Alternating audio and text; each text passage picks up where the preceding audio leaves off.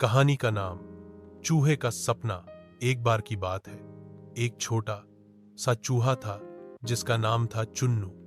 चुन्नू गांव के एक बड़े खेत में अपने परिवार के साथ रहता था। वह बहुत होशियार और नटखट था, लेकिन एक बात हमेशा उसे परेशान करती थी। वह बड़ा बनना चाहता था। एक दिन उसने अपनी माँ से पूछा, माँ, मैं इतना छोटा क्यों हूं?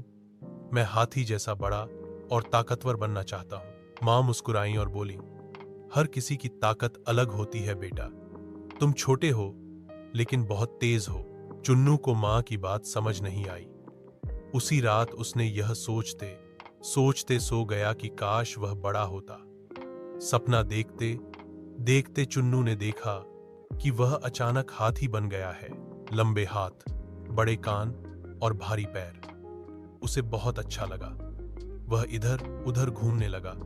सब उसे देखकर डरने लगे। लेकिन जैसे ही वह नाले की तरफ गया, उसका पैर कीचड़ में फंस गया।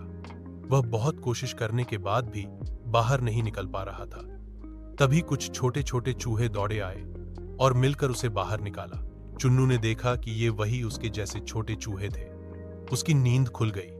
उसने सोचा, अगर मैं बड़ा होता तो अकेला फंस जाता, लेकिन छोटे होने पर भी मिलकर हम बड़े बड़े काम कर सकते हैं। अगली सुबह चुन्नू बहुत खुश था। उसने अपनी माँ से कहा, माँ, अब मैं समझ गया कि ताकत का मतलब सिर्फ शरीर से नहीं होता, दिमाग और साथ से भी होता है। माँ ने उसे गले लगाते हुए कहा, शाबाश मेरे बच्चे, यही तो असली समझदारी है। उस दिन से चुन्नू अपने जैसा होना पसंद करने लगा और दूसरों की मदद करने लगा। वह अब अपने छोटे आकार पर गर्व करता था और सब दोस्तों का चहेता बन गया।